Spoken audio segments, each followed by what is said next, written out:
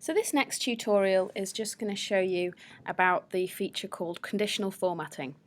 This is a particularly useful feature when you want to highlight something that is correct or incorrect, or to point out in a very obvious way, extremes of data. So what I'm going to do here, again using my example spreadsheet, I'm going to set up a conditional format to show whether these students have passed or failed the test. The pass mark for this test is 60%. So here are all of the the test results, and I'm going to set up the system to highlight in green if the student's result is equal to or above 60%, and to highlight in red if it is below that. So when I've typed in the pass result over here, I've simply typed in 0.6 and set it to the format of percentage. If you're not sure how to do that, there is a tutorial on formatting cells. Okay, so I want to highlight these cells first, and these are the cells that I'm going to add this conditional formatting rule to. So up on my home menu under Format, I can find this option that says Conditional Formatting. I click the drop down and I'm going to make a new rule. I click on New Rule, and I want to change the style of this rule to what's called a classic rule.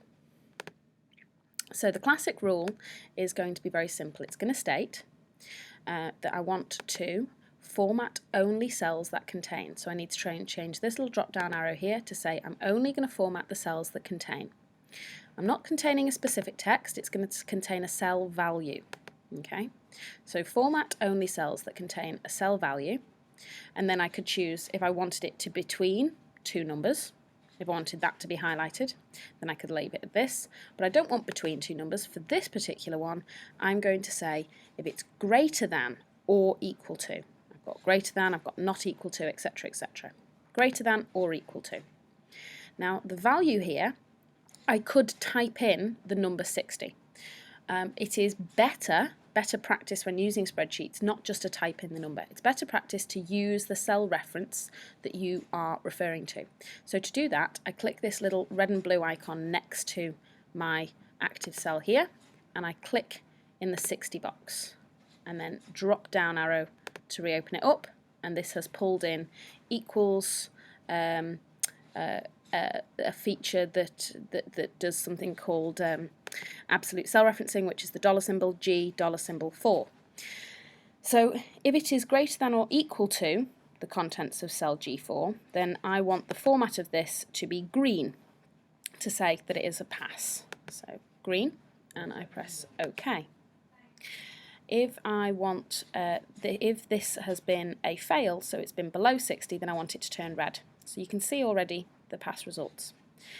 New conditional format rule, new rule, again, change the style to classic.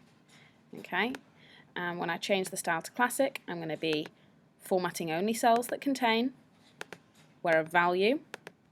This time I'm going to say where the value is less than, where the value is less than 60. So I choose this option here to select the 60. And this one I want to leave as it is, light red fill with a dark red text, and OK. And this will reformat these options. Now, as I was saying earlier, it's better practice to use the cell reference. The reason being is if this is a different test and the grade boundaries have changed, I don't have to change the whole conditional format. I can just change the contents of my pass cell. So I can change the contents of this cell here from 60 to, for example, 0.5 if the pass result has gone to 50. And this will automatically change my conditional format over here because it's looking in whatever the value is in this cell. Same would go if the conditional format was to be raised, the pass value was to be raised to 70%, so I type in 0.7 and the conditional format changes appropriately.